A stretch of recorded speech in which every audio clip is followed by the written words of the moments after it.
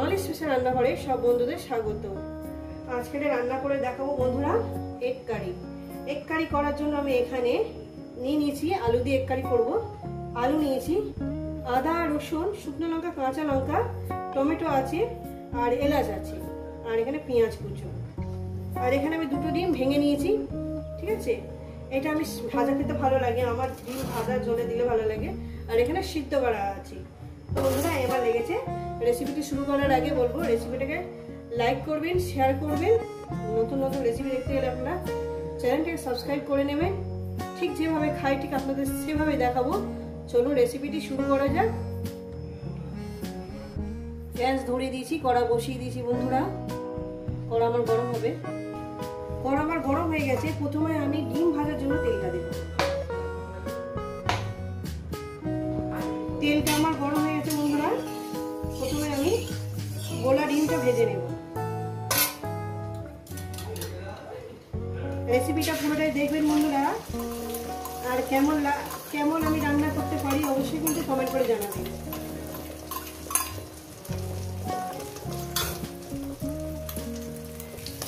ডিমটা আমি চুলো করে নেব বন্ধুরা।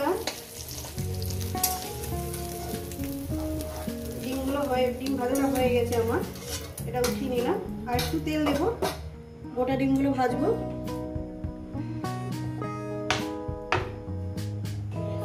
দিয়ে দেবো একটু লবণ। তেলটা আমার গরম হয়ে গেছে। দিয়ে দেবো একটু লবণ আর হলুদ দিয়ে এক এক করে আমি ডিমগুলো ছেড়ে দেব।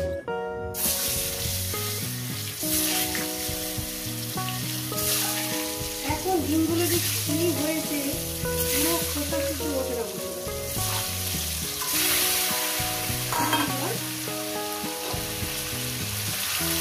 ডিমগুলো সুন্দর করে ভেজে নেব।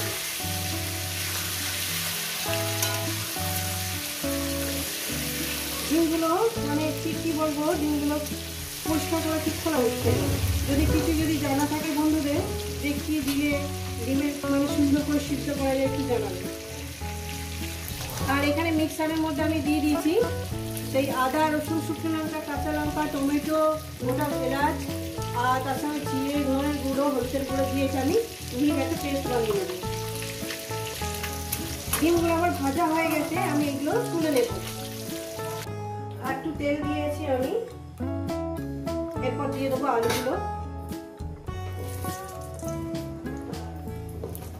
আলুগুলো দিয়ে আমি সুন্দর করে লাল লাল করে ভেজে নেব। এর মধ্যে দিয়ে দেবো আপনার একটু লবণ আর সামান্য পরিমাণে একটু হলুদ, যাতে কালারটা সুন্দর আসে। দিয়ে এটাকে আমি একদম মিনিমাম 5-6 মিনিট ধরে আলুগুলো লাল লাল করে সুন্দর করে আমি ভেজে নেব। তো বন্ধুরা আলুগুলো আমার ভাজা হয়ে গেছে। আলুগুলো আমি উঠিয়ে নেব। দেখুন সুন্দর করে লাল লাল করে ভেজে নিয়েছি। ওই তেলে দিয়ে দেবো দুটো তেজপাতা, জিরে ফোড়ন,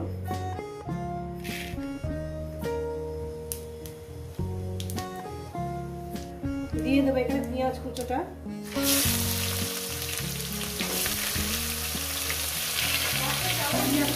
দিয়ে।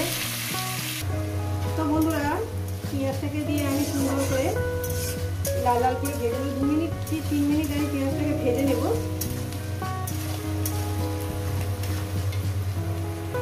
তো বন্ধুরা পেঁয়াজটাকে আমি ভেজে নিয়েছি। এরপর দিয়ে দেবো মশলাটাকে।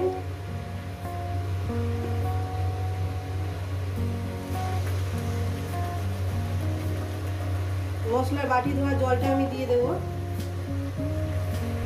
মশলা বাটি ধোয়া জলটা আমি দিয়ে দিলাম। দিয়ে এবার এটাকে ভালো করে সুন্দর করে কষিয়ে নেব। মিনিট 3 ধরে কষিয়ে নেব। রেসিপিটা পুরোটাই দেখবেন, একটু বাদ দেবেন না।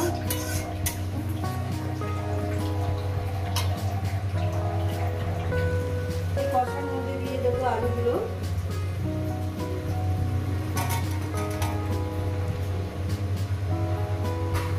দিয়ে আরো 2 মিনিট কষিয়ে নেবেন। কষিয়ে নেওয়ার পর তারপর আপনারা গরম জল দেবেন।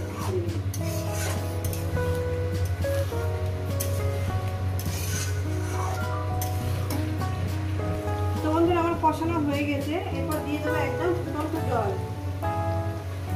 একদম ফুটন্ত জল দিয়ে দিলাম। যে যেরকম ঝোল খাবেন সেরকম রাখবেন। আমাদের পরিমাণের মতো আমরা জল দিলাম।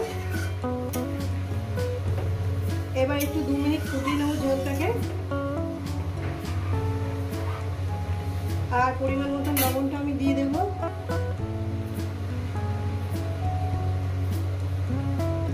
দিয়ে দিলাম। লবণটা চেক করে নেবেন, লবণ ঠিক আছে। একটু 2 মিনিট ফুটিয়ে নেব। তো বন্ধুরা আমার 2 মিনিট ফোটানো হয়ে গেছে। এবার এক এক করে আমি ডিমগুলো দিয়ে দেব।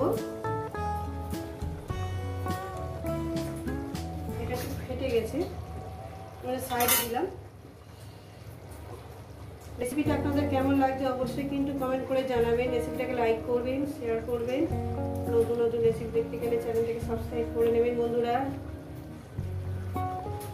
ভাজা ডিমটা এই সাইডে দিয়ে দিলাম। এবার কি করব, এখানে আরো 2-3 মিনিট 4 মিনিটের জন্য 3-4 মিনিটের জন্য আমি এখানে চাপা দিয়ে দেবো। আমি ফিরছি আরো 4 থেকে 5 মিনিট পর। গ্যাস একদম লোতে দিয়ে দিয়েছি, লোতেই রান্না করছি। তো বন্ধুরা চেক করলাম ঢাকনাটা, যেহেতু ধনে পাতাটা দিতে ভুলে গেছি, ধনে পাতাটা দিয়ে দিলাম। এবার চাপা দিব।